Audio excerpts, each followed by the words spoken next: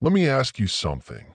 Have you ever looked into your window at night and felt like it was looking back? Not outside, not the glass, but the reflection itself. What if the thing you saw wasn't really you? I thought I was imagining it, but that's not how this started, and it's definitely not how it ends. I moved into the apartment in February. Second floor, south side, large bedroom, window facing the alley. It wasn't ideal. The neighborhood had a reputation, but it was cheap, and I was broke. So I took it. The first week was fine, quiet, cold. Most nights I stayed in and read. No TV, no internet. The service hadn't been installed yet. I slept on a mattress on the floor. But every night before bed, I had a habit. I'd turn off the light and glance at the window just to check that it was really me looking back. And it was until it wasn't. Part one. What's wrong with the reflection? The first time I noticed, it was small. I'd gone to the kitchen for water, past the bedroom, light off. But in the window, something caught my eye. I stepped closer, looked in, and stopped. In the reflection, my bedroom had a lamp, but there was no lamp in my room, just a mattress. No furniture, but in the glass there was a little bedside lamp, turned off, standing next to the place I slept. I turned the light on. Nothing. The real room was unchanged. Empty, bare. I looked at the glass again. The lamp was gone. I chalked it up to exhaustion, told myself I imagined it. But something felt wrong. And the next night, it got worse. I was brushing my teeth. Again, I saw the bedroom window from the hallway. Again, something flickered in the glass.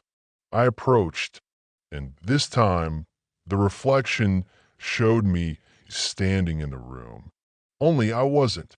I was in the hallway, watching myself brush my teeth in the wrong direction. I turned the corner fast. No one there. Ran to the window. The reflection was normal again, but my skin cold, my chest tight. There was something inside the reflection that wasn't waiting for me to notice. It had been watching me for days. Part two, the third presence. I stopped looking directly at the window after that, covered it with a sheet, avoided eye contact, told myself, if you don't feed it attention, it goes away. But that only made it worse. One night, I woke up to a light in the room, but it wasn't coming from my lamp. I still didn't have one. It was coming from behind the window covering, a soft blue glow. I got up, pulled the sheet back, and froze. Inside the reflection, not outside, was a third person, not me, not my movements. They stood in the corner of the reflection, staring at the bed, not moving, not breathing. I dropped the sheet, sat on the mattress, and waited. I didn't sleep that night. In the morning, I checked again. The reflection was empty. I tried to tell myself it was a dream or sleep paralysis, but I don't think I ever actually slept that night. I started to feel wrong, like I was being watched from behind the mirror world. Like that figure, that thing had noticed I noticed, and now it wasn't going to let go. Part three, the wrong side. The day everything broke was a Sunday. Gray sky, still air. I remember because I hadn't left the apartment in days. I sat by the bedroom window with my back turned to it.